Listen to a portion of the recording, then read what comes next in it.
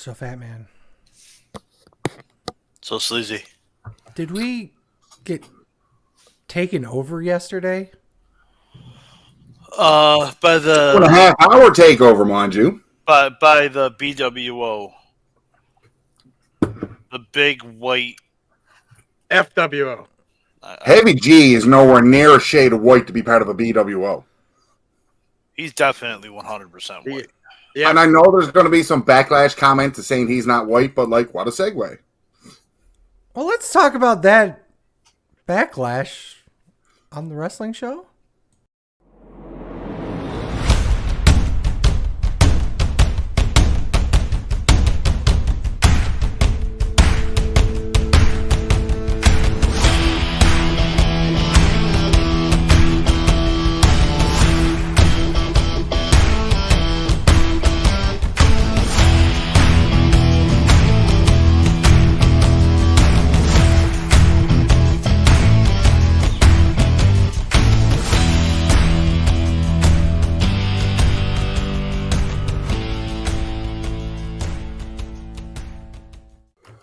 Welcome, everyone. This is Sleazy. Fuck Dave Meltzer. Yay! This is a Fat Man. Welcome, everyone, to another wonderful episode. First of all, we have the Canadian Fat Man. Thank you. Hey, yo. His new name's Canadian Fat Fuck. Is it? It is. I'll take it. And, of course, down below is Mr. 501 himself, Heavy G. And that's not my weight yet, but that's all right. How are we doing? Yeah, you got to make that weight to get under the 505 live show. That's Yeah, right. right. 555. Yeah, you got it. Today we're talking Backlash, but before we actually talk about Backlash, I'm springing this on Ryan here. Of course, right? I know you talked about it for 2 hours yesterday, but let's talk about King and Queen of the Ring so far. Ooh, cool. I'll start the show. Okay. So, everybody at the wrestling show, as well as our multitude of fans, because we had 2 fans put in What? information. How dare we have 2 fans? So now you definitely got to beat Al Barrett. He's one of them, my brother being the other. We have the entire bracket for the men's and how it breaks down and involves for the rounds. We have all the women's matches, but we don't have the SmackDown bracket divvied up so far.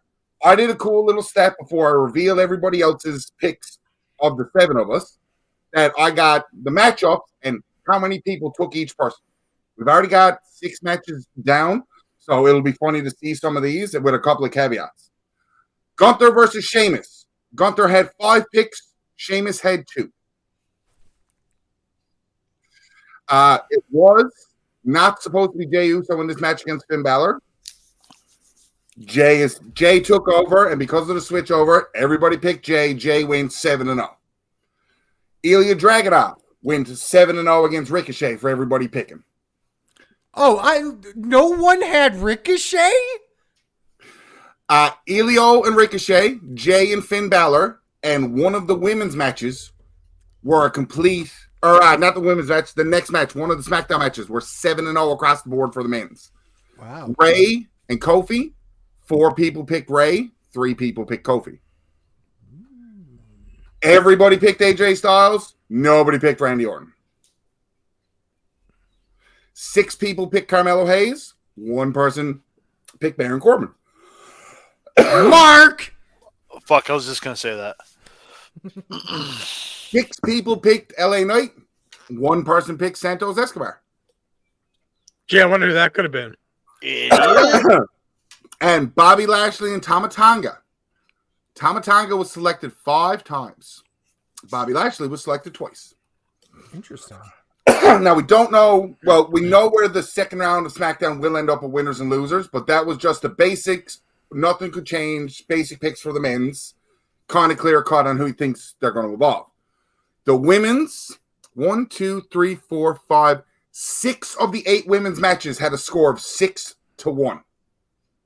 Uh-oh. Laya Valkyrie Dakota Kai was replacement for Asuka, so everybody was given Live Valkyrie to make it a little bit easier for your picks and to adjust from there. Live Valkyrie went 7-0. Naomi was picked 5 times. Candice LeRae was picked twice. Then we have Chelsea Green and Indy. Who got picked 6? Chelsea. Indy. Chelsea. Uh-oh. Tiffany versus Blair Davenport. Who got picked for 6? Blair. Tiffany. Uh-oh.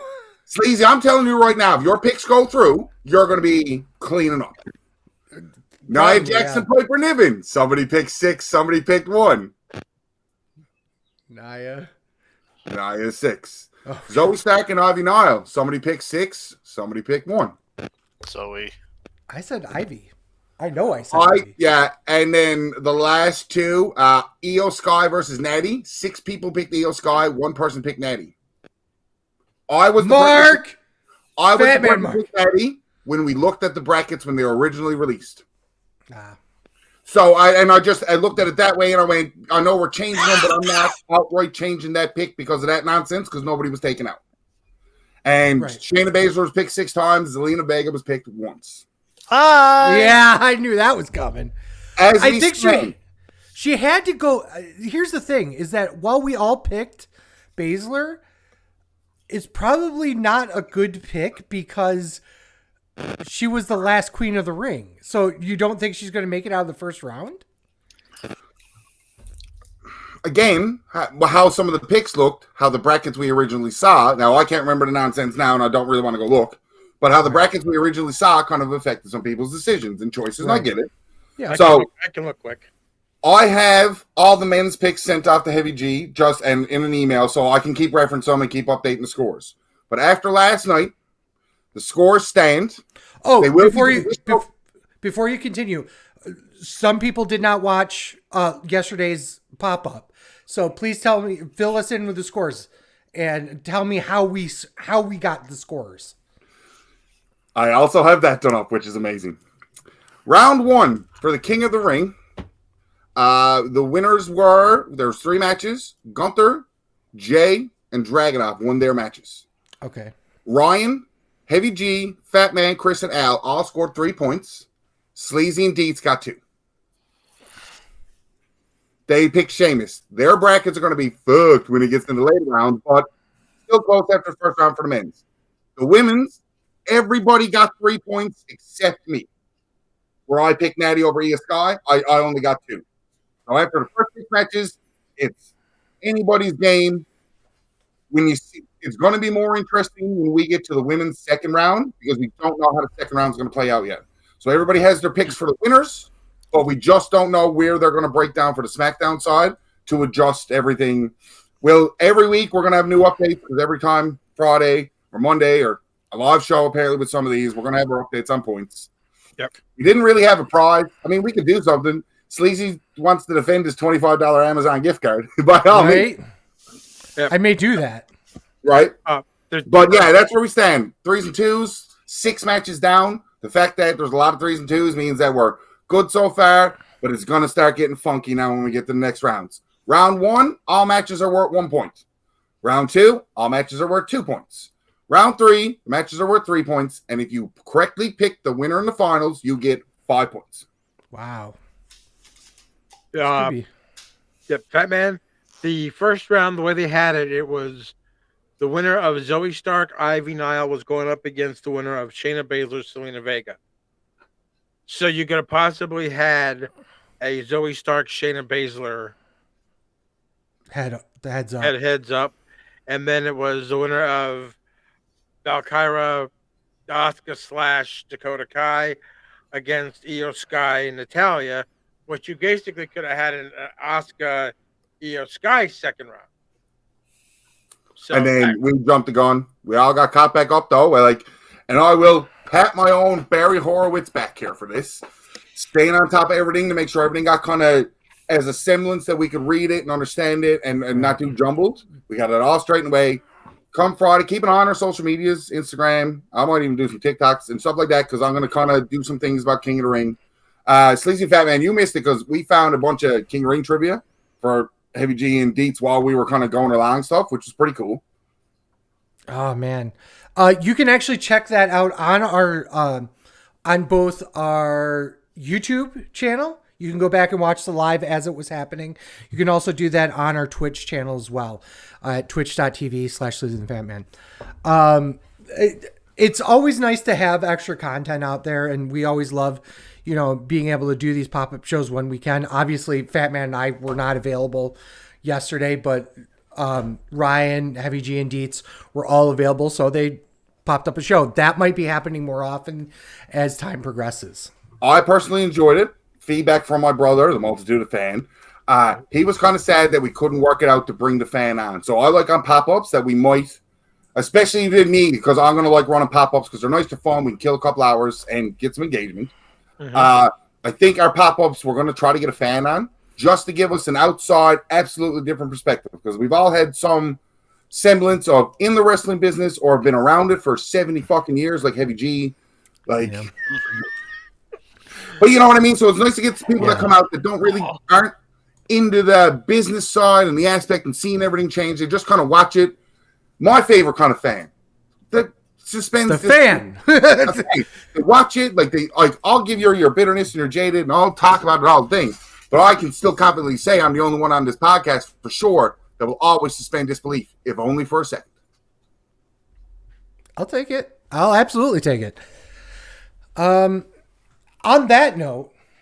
Oh, and I'll finish off because I'll give you a great little segue. I fucking won the scorecard for Backlash. Not only did I win our scorecard, I won the big one. 467 people. Champ. You know what's funny about that?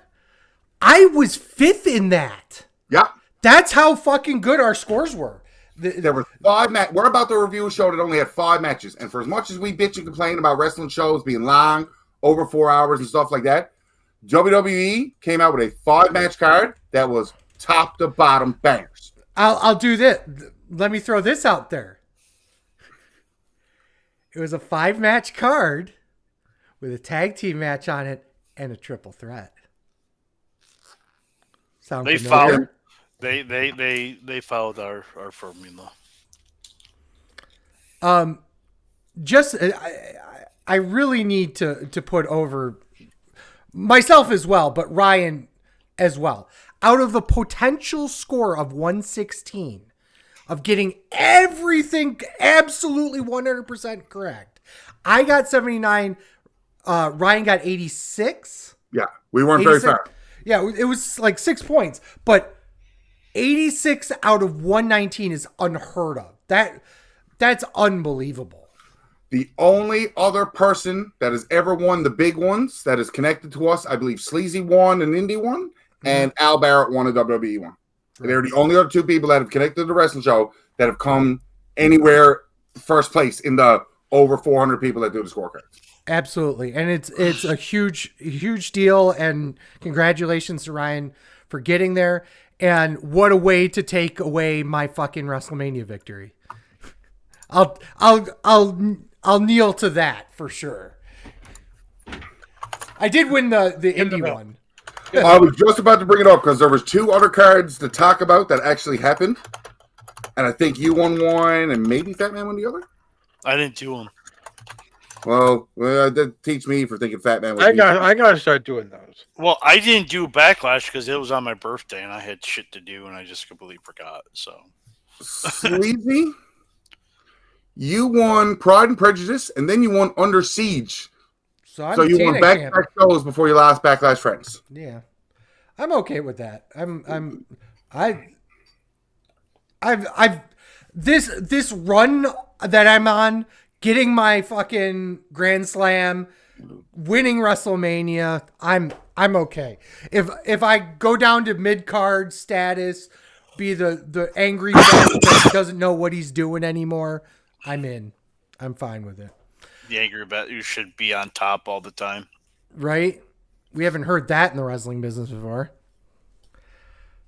Let's get right into it. Speaking of angry vets that don't know anything. Oh, if you're Doug Ryan. I know lots of things. I drink, I do drugs, and I know things. Hold on.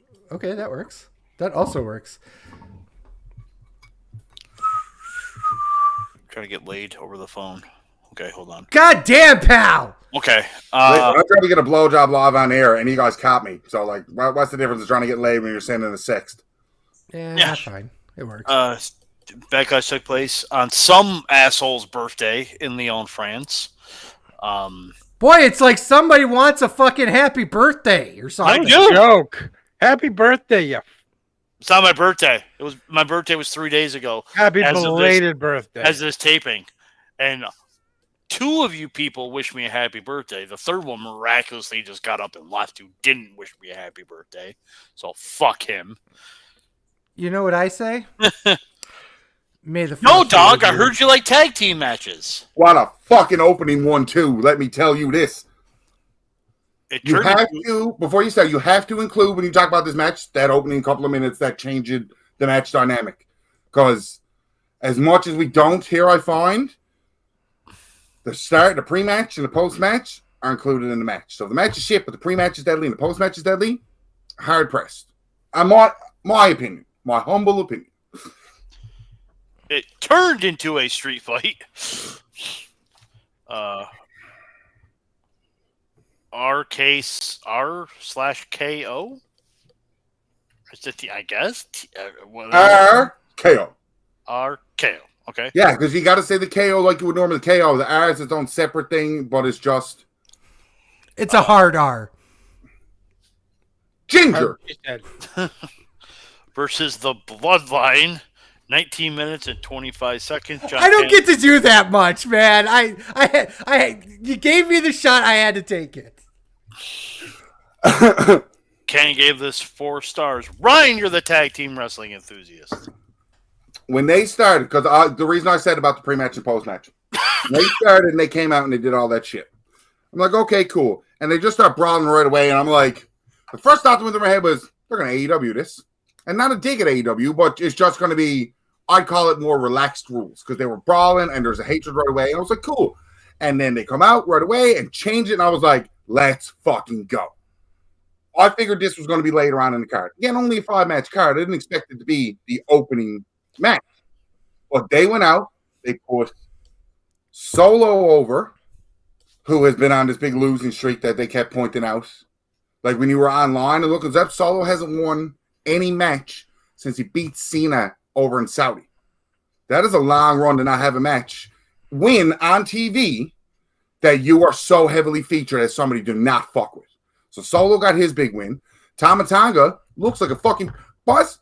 Tama Tonga looks better now in a month he's been in WWE than almost his entire New Japan run.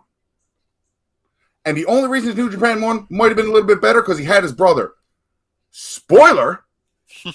Well, not really a spoiler, but okay. But it is a spoiler. We're a couple of days out, and some people haven't seen it. So, 3, 2, 1, don't listen to this spoiler. The Gorilla's a fucking Destiny here, baby. Keep your FTR. Keep your Young Bucks. I'm going to get the GOD because they're part of Samoan or whatever the fuck else Ming is, and they're going to tear it off. GOD Usos, give me more. Match was fantastic. Roy Kids died. Great start. And started into this match, and we're going to say it all night, the crowd was white fucking hot. Yes. When French people sing Randy Orton's entire theme song, clearly in English, like that almost rivaled Big Bunny's entrance at Backlash last year.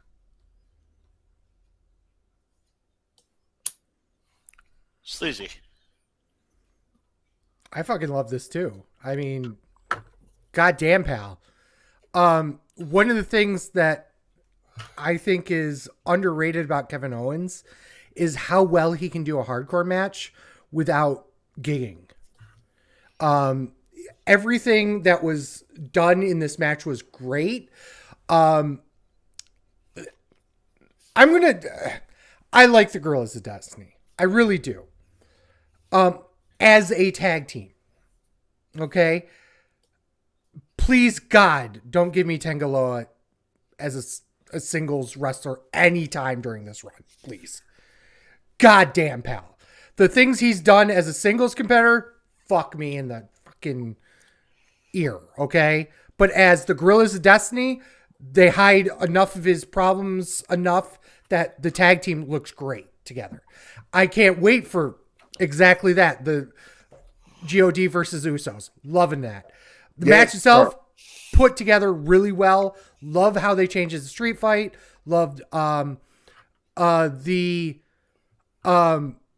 I think everyone thought that it wasn't going to be Tangaloa. Everyone thought it was going to be Jacob Fatu that debuted here. Included?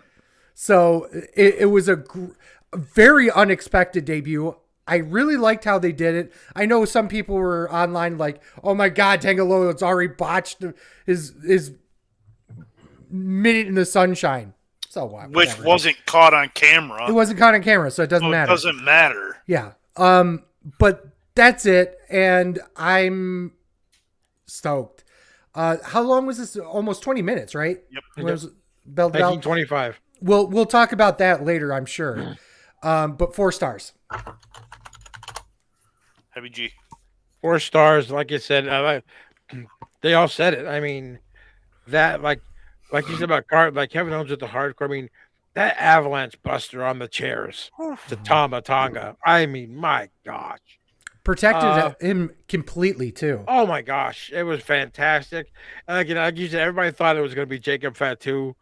Tongaloa coming out was, I mean, you might have expected someone, but it was a shock that it was Tongaloa.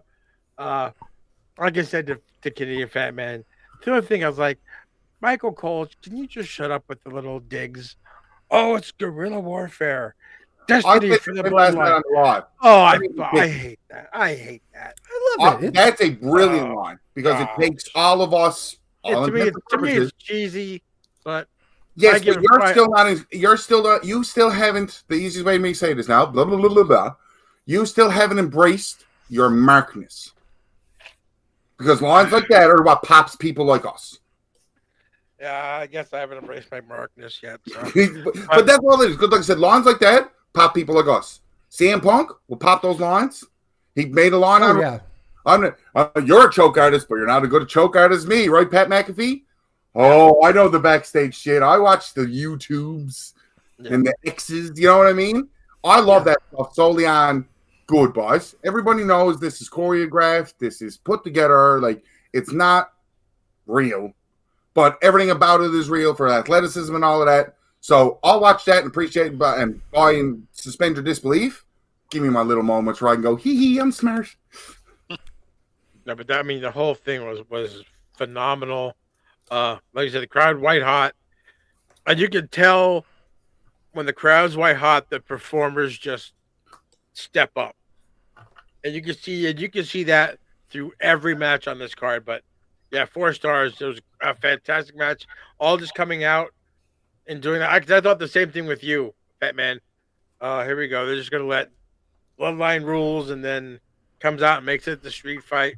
Perfect. A great hot start to the night, too. 4 1/4. Like, 4 1/4. Yeah, look at you overrating by a quarter. Right? Okay, cool. Piece of shit. The action just got better and better. Loa was a shock. The one thing I'm surprised Sleazy didn't mention is Heyman. Oh yeah. Fuck me.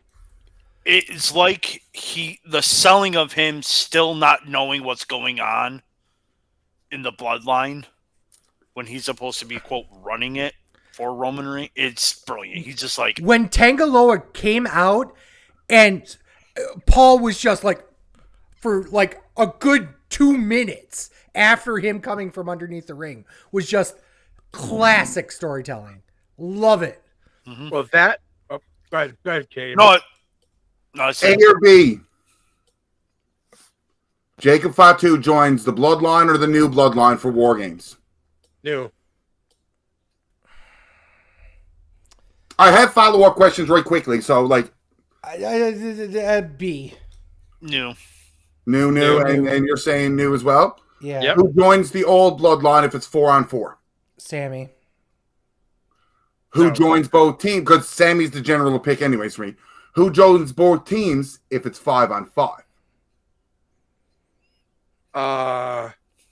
Rikishi and Haku. I think go ahead. Go ahead. No, you're good. Go. No, you go ahead. I think if it's 4-on-4, I think the old bloodline, I think Haku comes in to be the head of the new bloodline. Heyman goes to the other bloodline. And I think the old bloodline becomes The Rock, Roman Reigns, and the Usos. I almost agree with you. 3/4 of the way. Rock is with New Bloodline. That would be the 5th for the New Bloodline, in my idea. And the 5th on the old bloodline is either going to be KO, Rollins, or Orton. You forgot the most obvious choice. R-Truth. You leave him alone. You leave him away from them fucking Samoans. You can't headbutt them. They don't listen to good music. The jungle beats. Wow. I love it. Okay.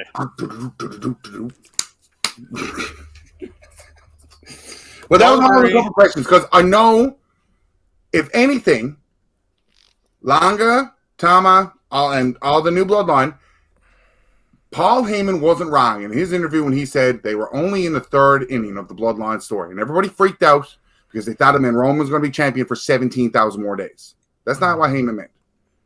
Because the Bloodline storyline has all new juice in it. Crowds who absolutely hated Roman Reigns 3 weeks ago are chanting for him to come back. Mm-hmm. Yep. Hated this man. And it here. Mm-hmm. Hated this man. The Bloodline is going at least until next year's SummerSlam, I believe. The way they're pulling it, yeah, absolutely. And I want to point out something that Heavy G said earlier. I know we're going way off topic here. Right? Just as we were talking about how we should probably keep these tighter, but everything on this show had something different for everyone. We had the little smart moments that Heavy G didn't like, but Ryan did. We had an amazing street fight that was concluded with a new debut. That was something new and different. We had a title change that happened a little bit later on. We had more stuff with the Uncle Howdy thing. That's a whole new, storyline that's going completely a different direction. That's all about just like the puzzle aspect of professional wrestling. That's something completely different that Fat Man absolutely doesn't like. Just having the just fuck that shit type of thing. I love that shit. We had multiple. This was not, just a set of matches with just rando 5 people in it that were all doing the same thing as we were doing a year ago. There are a bunch of new talent in these matches. There are a bunch of new champions in these matches. It's amazing how we've come from even just a year ago. So, sorry, go ahead. And I want to make a point of view, not only about Heyman with the reaction to Tongaloa coming in. Time! Fuck you. I knew he was going to do it to me. The reaction with Jimmy Uso when Jey Uso was warming up for his match, and when he looked, been backstage, when he looked at Jimmy Uso, when he looked at Jey Uso, and all he did was go. Yeah. Paul Heyman did that. Didn't say a damn word, and you knew. You could just tell. Heyman is just playing that phenomenal. And like you said, he's not saying a word while he's doing it. It's unbelievable the work he's doing, I think. I mean, Paul Heyman is a masterclass in managing. He really is. Yeah. It's okay. Time and scene. It's okay, because it was in a 3-way for the WWE Women's Championship. Hold on, let me spit on both hands. Bayley defends against I Almost Fell Backwards, and Tiffy time, 13 minutes and 10 seconds. Kent gave us 3.5 stars. Sleazy, you love triple threat matches, and you're other women's wrestling enthusiast. Well, so 2.5 stars. What? No. A three-way. Because it was a 3-way, but it's women's match, so I have to cut in the middle. You know, Fonzie. No, I gave this 3 stars. There were okay. This card was all about long matches. Okay, this was the shortest, I want to say, Yes. out of all of them, at Yes.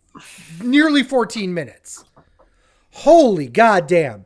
What do you mean? WWE don't give women time to wrestle. Exactly. That's going to be exactly my point. I thought this was great, except it. How should I put this? Bailey and Naomi are used to having a long match. Tiffany Stratton, not so much, and you could tell. There was some spots where she was going too fast. There was some minor things in the match where she kind of mistimed things a little bit. It wasn't too bad. It wasn't that noticeable. And my God, I'll talk about it here because, of course, women's match. The crowd was electric. The crowd was hotter than Asuka, Kairi, and Io put together. So they weren't really that hot. That's what you're trying to say. Fuck you. Thank you. Yeah. Them busting out 3D was funny. The match finish came out of nowhere. I Missed actually an opportunity. The 3 double D. Oh, well done. I didn't even think about that. Well done. I like that. I think that having Tiffany not be a part of the decision was a good call. The only thing I didn't like was Naomi basically going, oh well, thanks. You know, that's my only complaint about that. But otherwise, cool, great. Love, nice little match here in the dead spot after all that what just happened. I gave it 3.5. It was sloppy at times. I'm gonna kind of blame the crowd, kind of, just a little bit, because I Fuck think that crowd. No. They were fucking absolutely electric. I'm just saying, I think they were so loud that there was a hard time communicating between the wrestlers. Oh, we'll bring that up later. I mean, realistically though, that's a first world wrestling problem, and should Yes, be it is. when your crowd is that loud that you have to scream at people to hear them, and the crowd still can't hear it. Give me that. I'll get right up in here and 100%. whisper sweet nothings as I lick your load and take the chop. 100%. That's why I'm saying not really blame on the crowd. They were just super hot. Just chop me. Yeah, and he came out of nowhere. I thought Stratton shined. I thought she was the star of the match, and if she wasn't involved in the decision, that's the way it should be. So, yeah. I have another A or B as I talk about this match. Ryan. The wrong kid died, kinda. Which leads me to my A or B, and then I'll talk about my match. Tiffany Stratton, I think should have won here. I get why she didn't. She's new. That's why the wrong kid died, kinda. Does Tiffany Stratton win the Queen of the Ring? I know some of the picks are probably not. Or does Tiffany Stratton win Money in the Bank? She's winning one or the other. Yeah, Money in the Bank. It's a fucking question, dickhead. I have her winning. I have her winning Queen of the Ring. I see her winning Money in the Bank. But Money in the Bank's probably a more realistic thing. Yeah. The only other person, so I'll get your answer in a second just to retort. The only other person I could see win Money in the Bank on a nostalgia hometown crowd level is Natty. Yeah. Not often, realistically anymore, do we see a wily veteran obtain the Money in the Bank contract. No, not. Yeah, you're right. There's no other Canadians. And so, Sleazy, your answer so I can get into the match.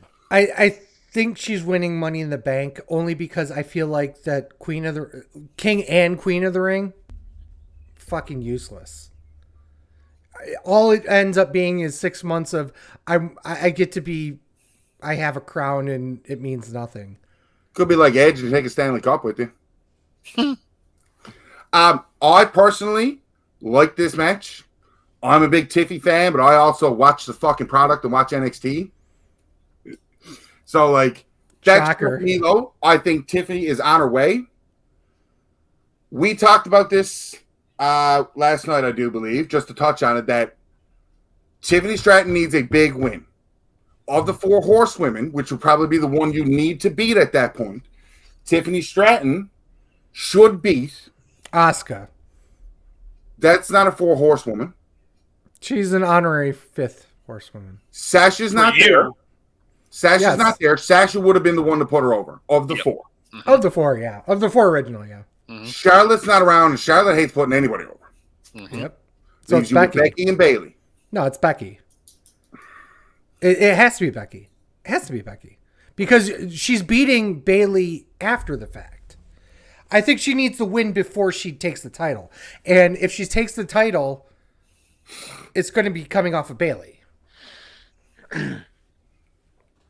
Oh, you're asking who are she cashing in on if she was winning the bank? No. She needs a big win, regardless of a title victory. Right? Like, even a Money in the Bank winner still has feuds and matches going forward. Yeah. Mm-hmm. The big win to me is she has to beat one of the 4 horsewomen. Yes, it'd be nice to get the win back on Becky. I think it means more to beat Bayley because Bayley is a more accomplished overall women's wrestler for the accomplishments in WWE than what Becky is. If you need somebody who has more accomplishments than anybody else, it would be Charlotte. It would be Asuka. Thank you very much. Fuck all of you. Thank you. Because I brought this up too about Asuka being the one most prolific because before our King of the Ring mess, I had Asuka winning Queen of the Ring. Because it's the only thing she hasn't won. Yeah. Correct. Literally the only thing she hasn't won. She's a champion. Becky Lynch is not in it. Champion. People that need that to go from Grand Slam to Ultimate Champion, as the spiel goes, right? Yeah. Like the Money Bank's there, the Rumble's there. This one I wasn't sure. Has she won an Elimination Chamber, or was that the year that Shayna fucked her up? It was the year Shayna fucked her up. Yeah. So she hasn't won an Elimination Chamber yet. I think so. Heavy G, talk about the match. Yeah. I give it 3.5 stars. I think Tiffany, like Sleazy said, easy for me to say, she did look lost a couple of times because she was going quick, but she just keeps getting better and better and better. I love the finish. It was a nice reversal by Bayley. Like, didn't like the finish. That guy, oh shucks, I lost. Here, let me hug you and that. But getting back, I like I said, Fatman, Canadian Fatman, and I talked about this. I would like to see her go up against Charlotte Flair with the same athletic background that both of them had. And to me, if she beats Charlotte, it's not going to hurt Charlotte. No, it's not going to hurt any of them, really. See, to me, that's why I think Charlotte would be like, okay, you beat your idol, big deal, you know. I mean, that would be a big win. I mean, 14-time champ. But either way. It's just personal preference who you think she should beat. But either way, great match with Bayley retaining. I would rather have just seen it be Tiffany and Bayley and not have Naomi in it. But then Tiffany's got to take a fall there. Yeah. 7 women have won an Elimination Chamber. Asuka is one of them. Asuka is one of them. Yeah. Okay. She won it last year. Can't even remember. It was for the Raw Women's Championship match. I knew that. Oh, I can't say I yeah. knew because I had to look it up, but that Asuka was, or at least was in the finals of 1, if not 2, Elimination Chambers. So which I know it was at least the one that started the pandemic. Was the one that Shayna beat her. One, yeah. In 2020. Yeah, and that was okay, yeah. But at least that puts Asuka again. We're talking about at another level of top tier WWE women talent. that was when Shayna pinned everybody, wasn't it? Basically. Yes. Yeah. Shayna eliminated everybody. It was the most boring Elimination Chamber match in all of history. I was there personally to witness it. Because fuck you. WWE World Heavyweight Championship match. Yeet. Damian Priest defends against Jey Uso, 15 minutes. That was Jay Wyatt. You watched that entrance. Yeah. 15 minutes, 45 seconds. Kent gave this 3 3/4. I'm going to start first. For some reason, I went into this match thinking, this is just going to be okay. Like, this is just, it's going to be fine. It's going to be serviceable. They had a banger of a match. I gave it 4 stars. This was great. Why'd you give the women's 3-way? 3.5. So just on Fat Man alone here, we went 4, 3.5, 4 as the ratings. 4 1/4, 3.5. 4 1/4. I do apologize. So we're averaging a 4-star out of 5-star show. 3 matches in. Yeah, this was great. Nothing really much to say. I mean, they continue the don't help me storyline with the Judgment Day, but no, this was Which is dumb. Yes. Personally, I agree. and it's only because you guys have been cheating this whole time. There's no difference. That's what makes bad guys good, because you cheat. This is what it is. For Priest now, I guess Priest is going to turn face soon. You know what I mean? Like, I call it the evolution, the stable. You kick somebody out. It's been done years and years, but the easiest one to always remember me is Orton, Triple H, and Yep. You know what I mean? So, yep. Get that on camera. All right, There you Ryan, talk. You're there. Talk about it. Jay Wyatt was still the same comment. That fucking entrance was amazing. Oh. It was another one that it was just, if you weren't hyped to see this match, if you were just looking at last year, this was 2 random mid-card guys, or a year before. Yeah. You don't really see it. Statistically wise, this is Jey Uso's 5th world title match on the main roster in 4 years. Mm-hmm. No, main event. Jey Uso. Main event Jey Uso, I'm sorry. He didn't main event this one, so it messed me up a little bit. But he's proven. Damian Priest, with Money in the Bank and winning the big one, to me, this was Damian Priest's time to actually show that he can go and be put in this big position. And Jey Uso was the right guy to do it. Mm-hmm. It didn't hurt Uso to lose. The entrance proved that. He could have came out and shot a kitten, and I think they still would have yeeted for Jey Uso. Right kid died. I'm glad for the end of the nonsense of the Judgment Day going to break up because of, hey, they tease stuff and they don't tease stuff. Rhea's gone and Dom is hurt. We don't know how long he's going to be. Either add somebody new and push this another 6 months like what the Bloodline's doing, or do something different to be different from the Bloodline and have Priest booed out. My only question, because I'm full of A or Bs tonight, does Priest lose the belt before or after he gets kicked out of Judgment Day? After. Same time. Thank you. That was my answer. Oh, I figured that they were going to turn on him, and that's how he loses. But yeah, after. Again, me and Fatman agreeing. But I like the during because it sets it more. You're going to get more, I think, emotional connection to Priest when his buddies, who he's been running around and fucking with everybody for 2+ years, went fuck you. Mm-hmm. The stable was based on fuck you. They kicked Edge out. Mm-hmm. You know, the original reason why the Judgment Day existed was because of Edge, in theory, right? I mean, that House of Black rip off Judgment Day. Well, yeah, but now you can go fuck with the actual House of Black. Sleazy.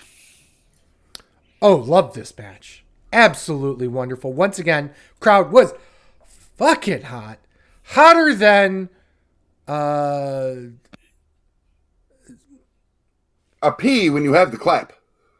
wow. Wow. I was gonna go Azumi and Starlight Kid. I was just gonna Can I get an American reference? Rio. I asked for an American one. Hikaru Shida. I asked for an American one. It's close enough. Tiffany Stratton and Stacy Keibler. I'll do Stacy Keibler. That Stacy Keibler's good. If I was just eating ass, Stacy. but I'm not going to just beat ass. Goodness gracious. I mean, he's not wrong. I gave this 4.25. I thought this was great. What was it missing? 3/4 of a star. That's what is missing. Luckily, he didn't say that to me when I rated my match 4.25, but he said it to you. Oh, no, I will deeply apologize. I thought he said 4.5, which is why I asked it. Okay. No, I only did 4.25. Okay, my bad. I thought I heard 4.5, and I think I couldn't yell at Fat Man for his 4.25, so I had to yell at somebody. I mean, go for it. I could tell you what it was missing. I don't like the interference. I thought it would have been nice to have a clean win here, especially when the finish was an avalanche south of heaven, because they kind of protected Jay even more so than they would have. WWE don't protect Samoans main event feuds. What are you talking about? Huh? It was only the third match on the card. But yeah. Wait, hold on. You say WWE doesn't protect Samoans in the main event feud? Who was champion for fucking almost 4 years? A Samoan! I love that sarcasm goes way over your fucking head. Right? It really does. I'm farting right now. Okay. No, you done, Sleazy? Yes, that was it. Okay, Happy G. 4.25 as well.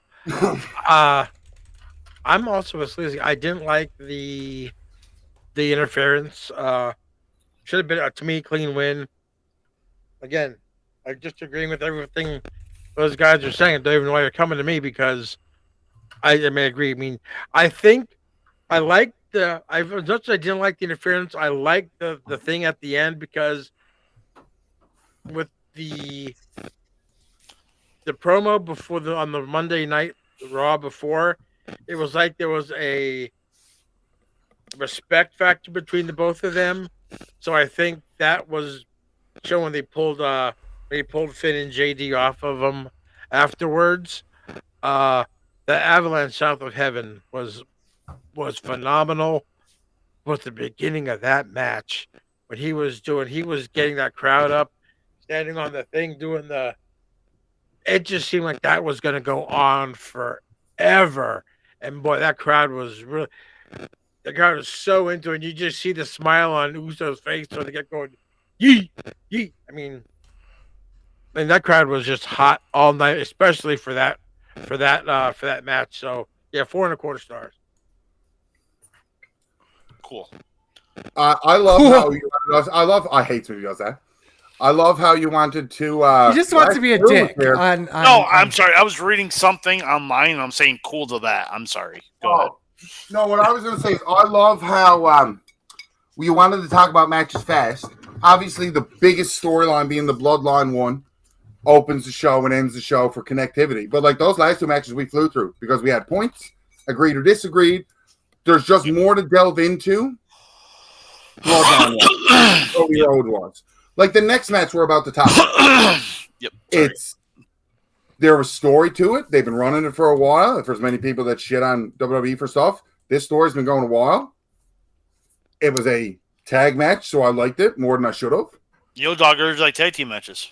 I do. Second best tag match on the card. Out of two. The Kabuki Warriors defend against Bianca Belair and Jade Cargill. 17 minutes and 25 seconds. Kent gave this 3.25. Finish your thoughts, Ryan. I was on mute then. I didn't talk. I remember going, I kind of want to go to the scorecard just quickly, just to look at to see if anybody else picked it of the four that we picked. Because when I was looking at this, I knew right away that Jade and Belair were winning the belts. Mm-hmm. And I read it somewhere too, and it really made it stick into my head that when they got drafted on different brands, they were definitely winning the tag belts. Because you got your excuse to get both going back and forth because it's the women's tag titles. Obviously, the A or B for this match is going to come down in a second, but obviously this team is going to break up sooner rather than later. A or B, or C, because it's easier. SummerSlam, the Rumble, Mania. Where do they have their one-on-one match? Or do they have a 2 out of 3. You know what I mean? They have a match, then have a match, then have a match. I actually thought about this during this match, and I didn't even know you were going to ask that question.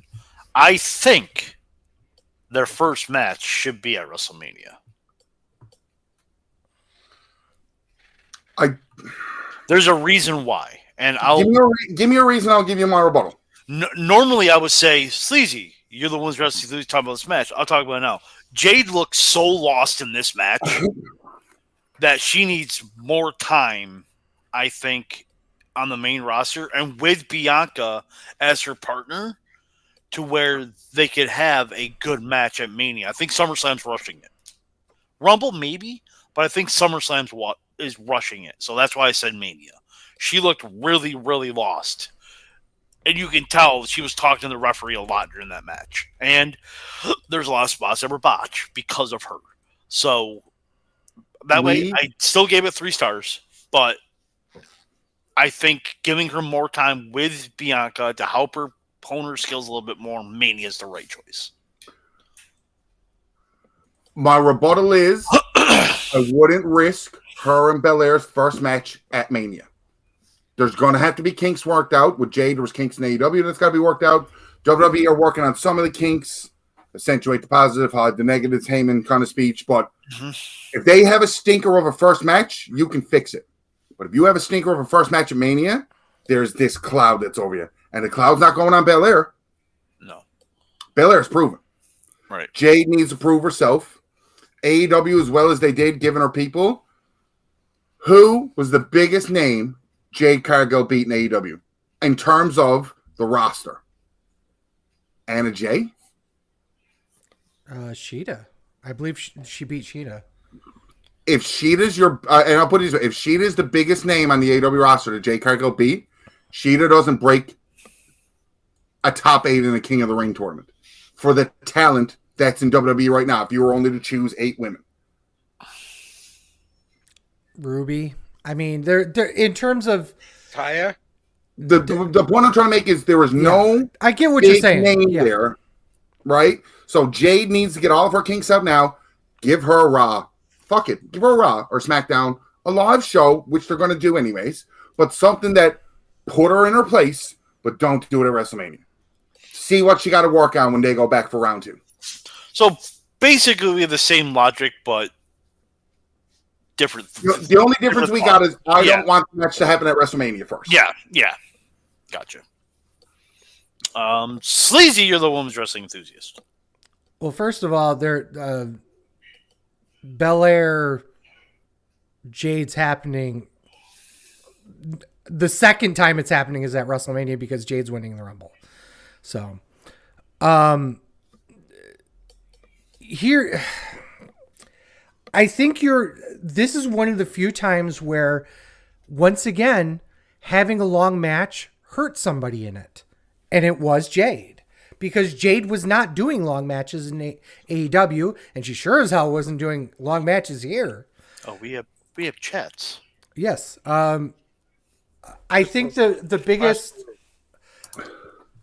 biggest problem out of that was most notable of having a long match was here. That being said, it was a 3.5-star match. It wasn't bad. Of course, Asuka takes the pin because an Asian was going to take the pin either way, so it doesn't matter. Well, Asuka is the queen of putting people over. Right. I mean, scorecard wise, I got 17 out of 25 points on this match. The only things I got wrong were the amount of legal tags, and it was a gross amount. It was like 16. And who makes the fall?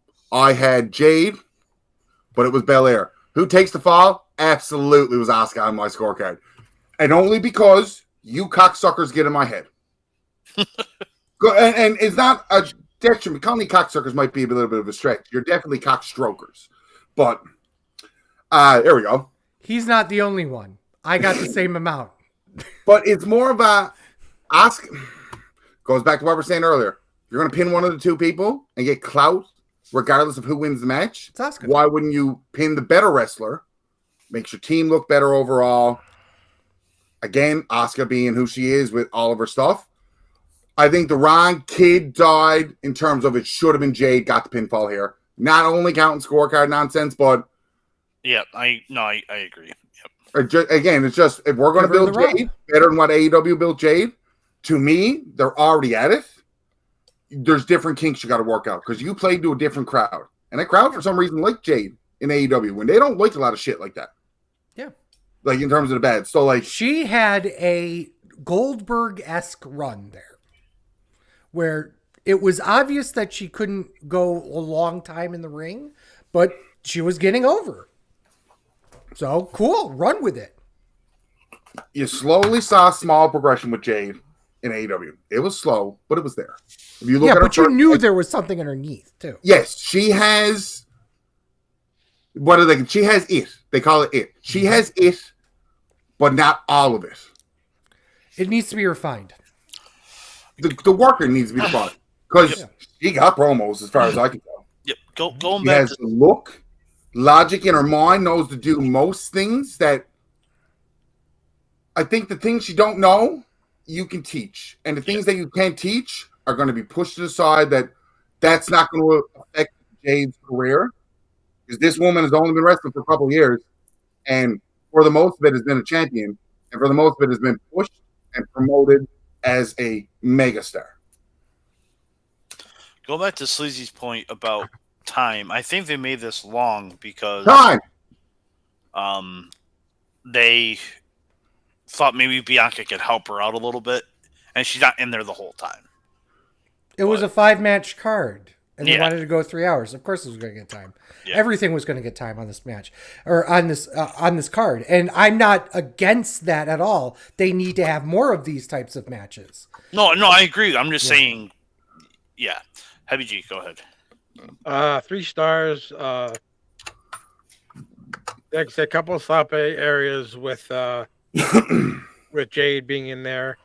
I think my thing that I was just wow with Cargill catching Carrie Sane and then transitioning to Jaded. Unbelievable athleticism. It almost made you forget her botches. Almost. When I saw that spot the first time in AEW, it looked sick. When I saw that spot again, still looked sick. Regardless, like Oh yeah. Yeah. I mean, for the first time, Damage Control's beltless.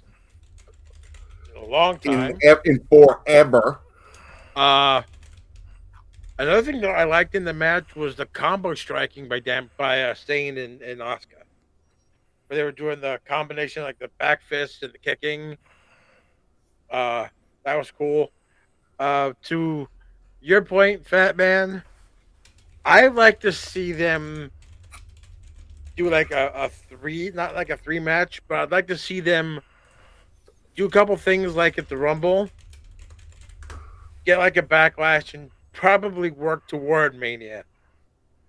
Like do a couple things and then hit Mania. Like do like maybe like we break up and like survive, like have like a run in at Survivor Series, or they like maybe like they lose the titles at Survivor Series, and then something at Hell in the Cell or something like that, and then they just work that way slowly to it. Okay. Yeah, I mean, slowly building is it works if it told the proper story. WWE Championship, Cody Rhodes defends against AJ Styles, 27 minutes and 20 seconds. Canton gave this 4.5 stars. I'm going to start with Heavy G. I don't think I start with him in any match. No, I've been the last every match. 4.5 stars. Why was it missing? I heard half then, right? Yes. Yeah. You're half. Why was it missing? You fat Italian fuck. I was waiting for that. I was waiting for Listen, that. I've only had Americans to make fun of for fucking 12 years, man. It's nice to get some diversity in this motherfucker. He is an American, you asshole. Anyway, But when it You comes guys to are me, Italian Americans. I'm Italian by insertion. Anyway, when it comes to me, I'll tell you what. I've been doing that joke for nearly 9 years. You're And Asian now by the insertion. first, yeah, but the first fucking time he gets some actual non-American or non-Italian-American pussy. I was gonna say he's she's in. American, Right? But born in America, yeah, so she's American. Yeah, but it's 2024. You're not just American anymore. You're like Canadian American, Italian American, toaster She's American. America. She's America. Anyway, Heavy G. I'm letting it go. Anyway, I was just gonna say I'll tell you what's missing after Heavy G goes. I just think that it could have had. I mean, while the crowd was good, if they would have had the crowd that was for Jey Uso, I think it would have been that high. To me, it was a great match. I mean, it was a great storytelling. I think I could tell part through the match that Cody was hurt a little bit with his shoulder, and there was just something that just didn't make it quite five, but it was. I'm not saying it was like a stinker. I mean, it was a fantastic match. I love the flim flam and the gold dust elbow, the bionic elbow there. I mean, the match was fantastic. But you just think that AJ at this stage in his career can't get better, and he does. I mean, just as like, did AJ's on roids? I'm like, no, he just was away for a while with his ankle and just put in the work and got his body great. And he's just, I mean, don't want to say he's phenomenal, but just an unbelievable talent. And wasted opportunity for a great, phenomenal pun there. Yeah. Boy, those two just have such great chemistry together. I just like they can't have a bad match. They just can't. Okay, Ryan, do you want to know what this is missing? Yes, sir, I do. Nothing. 5 stars. I hate you. This is fucking phenomenal. This is phenomenal. Okay, thank you for that. I fucking hate you. I hate your guts. And it's only for this moment because I don't care how entertaining it is for us to argue on the podcast to get viewers. You're still a piece of shit for Ospreay Daniel Bryan. Why? Because it's not a 5-star match. You made it match. 4.99 stars and you wouldn't actually give it 5 out of spite. What? It wasn't a 5-star match. It was 4 3/4. I told you this on air. What? I don't know what you're talking about. This off-air crap. I don't know what the hell you're talking about. Never have I ever said that. It's not even on record. But anyway, this is 5 stars. The crowd. This is one of those. I don't want to use this reference here. I think you already know what I'm going for. Rock Hogan. The crowd made this match 5 stars. Like they were. The difference being, you don't have this crowd. That's still a 4-star match. Yeah. I didn't think it was that. But you know what I mean? And I do appreciate the reference because a lot of people that will get that reference will understand how intense this crowd made this match. But the difference between the two is just Cody AJ is still a banger without the crowd. Correct. Rock Hogan is only a banger to Hogan fans and maybe a couple of Rock fans. Yeah. But that's what happens when you leave the USA. You get fans that are it's not a Reddit quote this week, but it's just a Reddit topic that come up. It sucks that WWE has to go back to the USA for 4 weeks before their next pay-per-view because the crowds are just going to chant Watt and be shit. Well, and you know who? I was just going to bring that up. And you know who posts that? People who say what all the time in crowds. So fuck you. Like I literally commented on one of them posted just like that. I'm like, then you stop doing it. You're the ones that are fucking doing it. So. But no, this was fucking absolutely fantastic. This was. I would like to tell you you're wrong, sir, but I think the crowd sways my opinion enough that no matter what, that was a 5-star match because it was everything it needed to be. There was a fuck you, Chris. There was a storyline going in. People shit on that because they're like, oh, this is about respect. It's fucking AJ Styles and Cody Rhodes. There's a respect level of people that are doing this 20 fucking plus years. The connections that AJ Styles had a match with Dusty Rhodes 20 years ago and now had a match with Cody Rhodes. A former AEW superstar defeated a former TNA champion in the main event of a WWE pay-per-view. Better yet, 2 former NWA World Heavyweight Champions squared off for the WWE title in one of the wording is, I can't word it right way. It's the highest producing gate they've ever had. It was the highest grossing arena gate. I couldn't say it correctly because I couldn't remember it, so thank you. But you know what I mean? Like, yes, and then remember when I said that cool comment? I was reading online. People were like, "That's bullshit. There's only 11,000 fans there. There's no way that was the highest." 11,000 fans paying $300 a piece. But I don't know if you know how fucking math works and money. You know what I mean? Like, instead of We're wrestling fans. What do you think? Sleazy outsources his. Ryan obviously needed to bounce off, so I'll continue. Oh, are Ryan, you back? I'm back. Do you want a real talk answer, or do you want to continue the podcast? Go for it. Go for it. You don't want to see the type of drugs I'm doing online. Okay. Well done. Okay, Sleazy, go ahead. You took what I was going to say, basically, Fat Man. Is that what, negative 5 stars? Terrible match.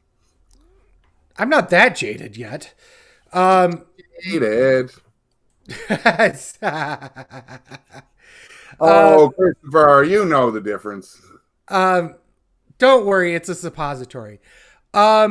Here's my thing. This is a 4-star match in any regular arena in the US.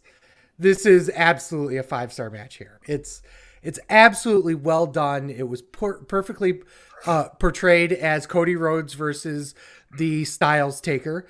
I think that if you have a match like this for the top title, it really shows that you've come a long way in terms of the next stage in finishing the story, so to speak, because we spent so much time with Roman Reigns at the top. So you needed a different type of match from now on.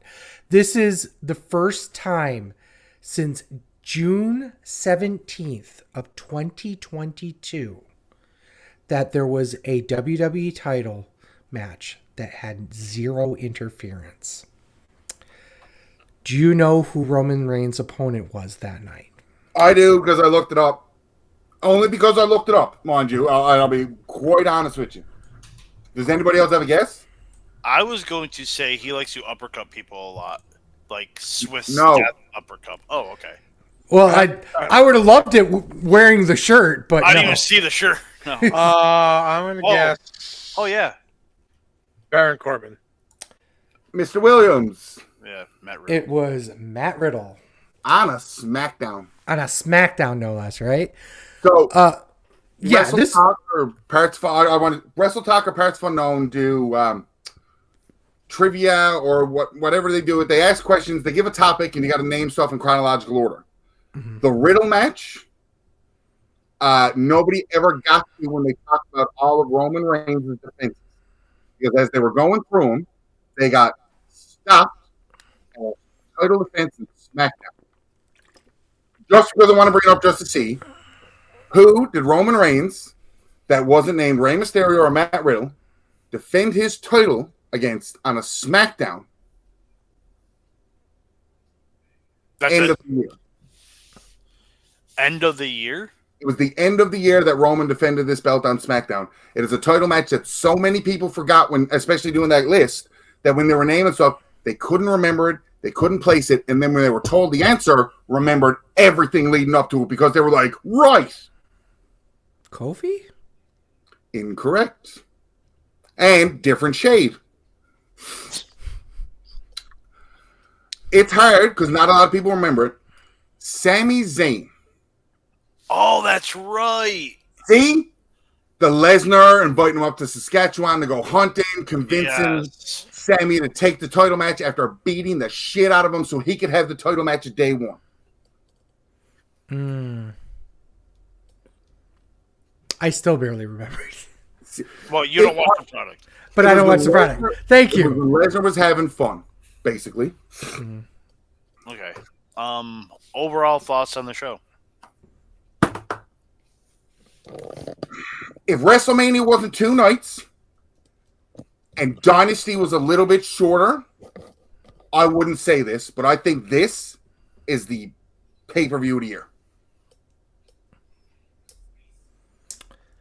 In terms of night for night, I would say this is better than either night of WrestleMania. But WrestleMania as an event was better than this. And that goes back to my entire statement when we do pay-per-view of the year every year, is that we sit there and go, is WrestleMania one event or two? WrestleMania is WrestleMania. Like how It's one event. I think it's one event at this point. The only year you would have picked the difference on that was the year they had WrestleMania and then Sports Entertainment Mania. Even still, I would still consider them 1 year. I one event. Yeah. I know it's completely different in that respect, but it is WrestleMania, just like Wrestle Kingdom is Wrestle Kingdom. You know what I mean? Even though it was 2 nights. God damn, what a fucking show. No terrible matches. The worst match on the card, in my opinion, was 3 stars. Same. That says a lot. Yeah. Floor is so high, and the ceiling was so high as well. I give this 9 out of 10. I mean, I hate every match 3 stars or above. It's got to be a 10 out of 10. I really think if every match was 4 stars out of 10, the 10 out of 10, how math works, and I'm a picky guy for numbers and shit. Like if every match was 4 or more, I understand the 10 out of 10. The 8, 9 math wise, I get it. I think if the tag match was a little less botchy. Okay. You convinced me. 9 out of 10. There you go. Get off my ledge. 9 out of 10. I mean, both of you get off my ledge. They can't hold all of us here. All right, 9.5. 9.5 out of 10. The only thing I What was the show missing? Botches. 9.5 out of 10 with the botches. The other thing I could really say that I could really pick, if you were to nitpick, were the ladies' matches where Tiffany got lost a little bit, and again, same thing with Jade. But other than that, what can you really say was really bad about anything else? I mean, okay. and you're really nitpicking at that point. If you're saying the show's 9 out of 10, you're going to be really nitpicky at that point. Exactly. Or, just because it's obviously something. I do want to say one thing here before we move along from this. How many people actively noticed the Prime logo in the middle and how much product placement for Prime was around the ring? I noticed the Prime logo more at Mania because it was the first time it happened. Yep. I, at no point, like, I see the Prime bottles now and I just don't bat an eyelash because I know. But to see the stand, it's like, okay, they got a sponsorship. That makes sense if it was Pepsi, if it was Coke or whatever. But again, to me, I don't see that Prime logo at one pay-per-view. And now I'm like, cool. But I also watched UFC for so many years. AEW's been putting shit on the ring for a couple of years now. Like New Japan does that all the time. It took WWE this long. Vince will take blood money from Saudi, but wouldn't put a Pepsi logo in the corner. Yeah, when the pay-per-view first started, I was like, oh yeah, the Prime logo, and that was it. Yeah, it's just like, oh hey, I mean, it's just like a logo on a uniform. You know, it's just like, okay, it's there. Yep. I didn't even realize it. Yeah. Oh shit! It blended right. I think part of the reason why Logan Paul sponsors this. Right. Well, yeah. Right. Fuck him. No. I think one of the reasons why it doesn't stand out that much, but it's there, is the fact that it isn't a colored logo. Correct. And I think if they continue, colored in 2024, right? God damn it. Back to news and rumors now. Go ahead. Ryan was fired from the wrestling show for overly toned racist. As in, ladies and gentlemen, the 2024 Talent Church. As in Part every 2. Tuesday. Oh, God. I guess the big news is WrestleMania is officially in Las Vegas. April Easter 19th weekend. and 20th. Yes, Easter weekend. Funny enough, how we were talking about that a couple of weeks ago, how they wanted to change the date to get away from March Madness, and he went to Easter weekend. Meltzer put in something online. I didn't read it yet. I just couldn't bring. I don't want to listen to Meltzer bitching about WWE because he bitched about the dates. I don't know why yet. I will eventually read it because I'm bored. Yeah, to answer that question before I go on to my rant, yes. Chris, it doesn't matter. They got that for a couple of years now. Yep. At least 12 months, right? Yeah. Anyway, go ahead, Ryan. Rant. Fucking Chris set me off. Trigger me back. Dave Meltzer, WWE, bitch talking. Bitched about the time frame. Okay. Bitched about the time frame for when Mania was going to happen. In Vegas, Easter weekend, where there's people off and have holidays planned and shit, I think perfect amalgamation of everything that worked for WWE. I think next year's Mania is going to see a jump. There's going to be a lot of people in Vegas, regardless, let alone for Mania. So even all the other shows that happen next year for Mania are going to be put on a higher pedestal because you have a lot of fucking eyes there. And there's going to be a lot of eyes that probably never watch wrestling or just got free tickets from a casino that they're going to go. Ding, ding, ding. Casino buys. I'm going to say something here that's semi-controversial. I don't think that's going to be the case. And the reason why is historically, Easter weekend is one of the least attended weekends for Vegas, believe it or not. There's no actual conventions happening that year, at that time. Right. There's nothing really going on in Vegas at that point. And it's just the early beginnings of the prime time for Vegas, because in May you start to have the World Series Poker, obviously, but you also have EDC Las Vegas. You have a bunch of other things. It's just congratulations. You're muted, Ryan. He's as muted could be. You're as muted as Sherry's Chris's girlfriend, also Travis's ex. She plays pool and she won tonight, so we're celebrating. Yay, Sherry! Congrats, Sherry.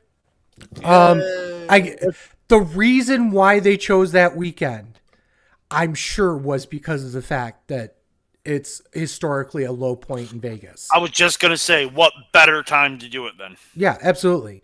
But I don't think it's going to be the point of having a bunch of non-wrestling fans being there is not going to be the case, I don't believe. Both nights are going to sell out. NXT is going to sell out. SmackDown's going to sell out. Raw's going to sell out. But they're going to be wrestling fans that do it. Yes, 100%. Well, I guess my point is that you're not going to see a bunch of casinos comping WrestleMania tickets. You're not going to see it. I 100% disagree with that. No, because, well, the thing is that you're not going to see people that aren't wrestling fans there. And it's not a draw at that point. You don't think there's going to be sharks there all year round? You don't comp the Sharks. Why would you comp the Sharks? The high rollers is what I meant to say. Yeah, the high rollers are going to be there irrespective. If they want to go see the show, that's one thing. But I'm not talking about... Will there be a lot of casino buys? Then no, maybe not. There's going to be casino buys. They're less than 2%. It's not going to be... And that less than 2% matter. is going to be millions of dollars. Did you hear again, it's online, it's the internet, but as a journalistic person, I have to bring these rumors up. Please, journalistic Ryan. Did you hear the rumor? WrestleMania will be free on NBC next year. I heard the rumor. Don't believe it, but I heard it. Why not? Yeah, perfect. This is a great... I love these. There's been A versus B's all night, and it's awesome. Why not, Fat Man? Honestly, I don't have a good answer to it. I mean, I was the same guy as like, why are you putting WrestleMania on the WWE Network? They're going to lose millions of dollars. They're making money. Like, putting it on NBC, commercial free? It won't be commercial free. No, they're not commercial free on the network. Regular Peacock's not commercial free. It's literally the same feed. Yeah, more eyes will see it on NBC, and that's yes. what you're going to lose for pay-per-view buy, say, and I'll rough guess it because you never know, say $60 a pay-per-view, worst case. Well, most people are getting it for $10 on the network or $10 on Peacock or Netflix or wherever it's going to be at the time. Yes, you're going to lose a lot of money for pay-per-view buys. I don't think that's going to touch WWE as a whole when they talk about how much they've grossed, what's been sold. Like, to put it free on NBC is great and all, but it makes me personally, I would much rather try harder to go to WrestleMania. Yeah, I can see it for free, but that atmosphere is going to be fucking crazy. Oh, yeah. Hey, guys, do you want to go to WrestleMania? Fuck off. Let's do it. Fine. Why the fuck not, right? One of the reasons why I don't see them putting it on the network or on the NBC network is that, and some of you might know this, some of you might not, they're raising the prices for Peacock again. Right before the Summer Olympics. Shocker, it's a right? week before the Summer Olympics is going up. It's going up to $8 for the ad-supported version and $14 for the ad-free version. And then I personally pay $5.99 for Netflix right now to have the ad version just to wait to get the WWE Network. And I will pay the whatever they want because to me, I pay Chris and Sherry $20 a month to have access to their cable, which has, because of I added the WWE Network and stuff like that. So, like, I love that shit for me. I understand the money. If AEW had something like WWE, it's $10 a month, and gave me everything that I could watch all the time, great. TNA has it. TNA is too expensive. And it sucks. As a big TNA fan, TNA needs to realize, like, what they were doing on YouTube outside the pay-per-views was fucking perfect. You'll still get your TV after, you still get your highlights, you'll get all the special shows, but they made it affordable. And now to make some money, they're trying to overcharge. You're basically still paying for the pay-per-views with the other stuff. And they're like, we got this extra. Buzz, I got the internet and I know how to pirate shit. And I'm in Canada. We don't get in trouble for that legal shit. Let me give you a little bit amount of money to justify it so I don't have to steal it from you. Spoiler, we don't either. It's the people that are sending the feeds out that are getting in trouble.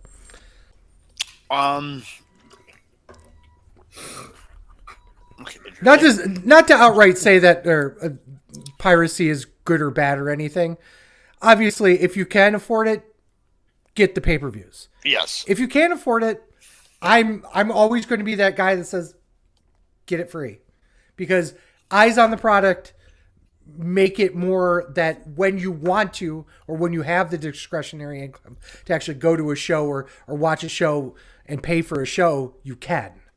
So I will always be pro get the show first if you can't afford it. Okay. According to a nonprofit organization tasked with bringing big events to Minnesota, the city was not selected to host WrestleMania 40 due to, quote, a change in direction by new ownership. Why the fuck would you go to Minnesota anyways? WrestleMania to me is like what the Super Bowl should be every year, because I think it's stupid when you go to cold weather. There's plenty of other places you can go. WrestleMania has a lot of places to go that are hot, that are nice weather, and people aren't going to be crooked and sin and blah, blah, blah, blah, blah. Stay the fuck off the East Coast. Well, Minnesota has a dome, but okay. Again, and you know me, I'll eat my words when they're served to me like that.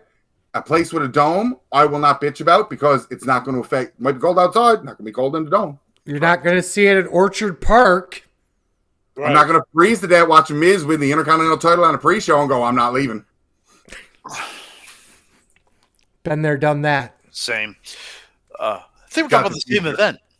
We were informed by WWE Minnesota will now host WrestleMania 2025 due to a change of direction by new ownership. I'm assuming it's like the Minnesota Sports and Events CEO or something, I guess. Although disappointed, we are in discussions with WWE about future big events in Minnesota. We are optimistic that Minnesota will host big WWE events here in the future.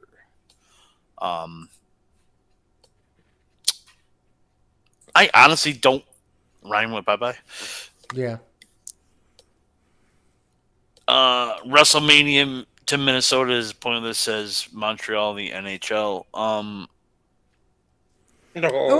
I wouldn't go that far. And you're a Canadian. That's just weird. Hab's gonna hab. Okay. I just think that Endeavor's based out of Vegas, isn't it? Like, show off your product. I mean, I think that was a big thing. Like, they just want to go to Vegas. I mean, they're bringing NXT. They moved NXT out of a 10,000 seat arena in Georgia to a 500 seat production studio in Vegas for a big event. Yep. There's a reason why they're doing that. So wasn't this going to be the second WrestleMania in Vegas? No, yes, it is the second in Vegas. Yes, WrestleMania 9. What, you don't remember Yoko and Brett? I was thinking SummerSlam, which it was at Allegiant Stadium in 1? Something like that. Yeah, it was 21. I thought you were thinking about Gorilla Monsoon in a toga. It keeps me up at night. It does. His little 3mm. It's like girl Asuka, Kyrie, Io, Gorilla. And not just toga. Yeah. In that order. Fuck, marry, kill. There you go. He's always gonna fuck Gorilla and toga. Any gorilla, not just Gorilla Monsoon. Any gorilla in a toga. WWE released Drew Gulak and a few other people. I had the list. I can't remember where they went. Oh, Gable Stevenson. Yeah, that was a controversial thing, but I guess they released him the day after trials, because he could have got a spot because he won the world championships. I still don't understand the logic. I still don't understand the bitching about it. What do you... The bitching is that the day he got released, Trump Plaza was in Atlantic City, Chris, not in Vegas. No, I thought it was the Trump Plaza in Vegas. Caesar's Palace. Okay. The thing that they're bitching about is because Gable Stevenson could have used his world championship in wrestling to go to trials or have an automatic seed or an automatic place on the Olympic team. But since he was with WWE, they wouldn't let him. But as soon as they cut him, he couldn't use that. It was something along that line. He was with WWE when he won the World Championships. So the logic is flawed. That makes no sense. That makes no sense. The logic doesn't make sense. So that's why I said this makes no sense to me why people are bitching about it. I think the complaint was he was putting all of his eggs in the WWE basket instead of doing the trial, because he would have been working on his trials way before now. Yeah. So right. That makes more sense. But but he won the world championship while he's with WWE. Yeah, but the man's not going to fucking do amateur wrestling after spending 8 to 12 months working specifically on his professional wrestling career. I'm having his back onto the mat. Yeah, I get it. Okay, that makes a little more sense. I get it. I don't care. In the grand scheme of things, I don't care. I don't think he was the most, how should we put this? The nicest human being. Personally speaking, I'm not going to repeat any rumors I've heard over the years, but definitely not exactly the greatest human being in the world. Similar to the other major person that got released, Mr. String Tugger. Black. Okay. Seth Rollins signs a new long-term contract. Duh. And birds fly. Yep. One fuck Dave Meltzer. Of course. Thank you. We haven't said that enough. He ran a story discussing Vince McMahon's departure from WWE and the potential of him returning to the wrestling injury to start his new promotion. I don't see that happening. There's no way. No way. No. And then apparently, The legal team for former WWE executive John Laurinaitis released a statement today, basically flipping and aligning with Vince McMahon in their legal battle. What a swerve, bro! Yeah. Fucking like, Trials Russo all over again. He's like, hey boss, I heard that you did some stuff. We did some stuff to that girl, and I was bashing you, but then I saw your arms, and I was like, oh, look at the striations. I need to be back with you. Basically it. That's the statement. Well put. Well put. Picking through news and rumors. That should be about it. Heavy G, put yourself over. You can catch me in the Hall of Famer, Fat Man, on the best darn wrestling show. What? Show. The best darn sports show, period, 2. Thursday nights at 8 o'clock. You're going to talk about the draft, our scorecards, how we did, how our teams drafted, who won, who lost. We're going to talk about baseball. We're going to talk about Arias going to the Padres. We're going to talk NHL, NBA playoffs. And I have a special face-off for Fat Man and Mark. Stay tuned. I ain't no scared. I know you're not scared. That looks like I ain't no fear in scared. that man's eyes. I ain't no scared. Oh, I feel it. Ryan would put himself over if he was here. Ryan Buck Gotch on TikTok, r/wrestling show on Reddit. He's also taking over the Instagram account for at SleazyFatman, so enjoy that. I'm at TWS Sleazy. Fuck you. We are SleazyFatman on X, Instagram, Threads, and TikTok. Please go on over there and give us a like. Videos you can find at twitch.tv/SleazyFatman, youtube.com/SleazyFatman, and premium videos on onlyfans.com/wrestling show. Once again, I said this at the top of the show. We are trying to do some more pop-up shows, so if you miss those live bits, please, first of all, don't miss those live bits by making sure you like and subscribe on those platforms and clicking that notification icon on YouTube. But if you do miss them, they are on YouTube and Twitch. Twitch is for 30 days. YouTube is forever. You can find all sorts of content at thewrestlingshow.com, including articles, merch, and a ton of other cool stuff. You can get this podcast every Saturday morning, wherever you get your podcasts, including Spotify, Apple Podcasts, YouTube Music, and Podbean. Don't hesitate to rate us on your favorite platform and click automatic downloads. It really does help us out.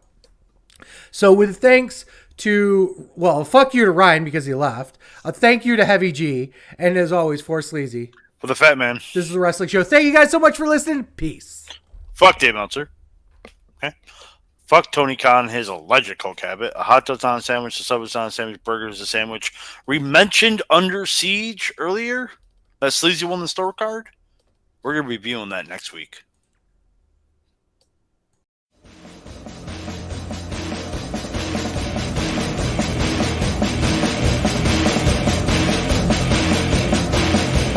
I'm a truth that you seem to run from.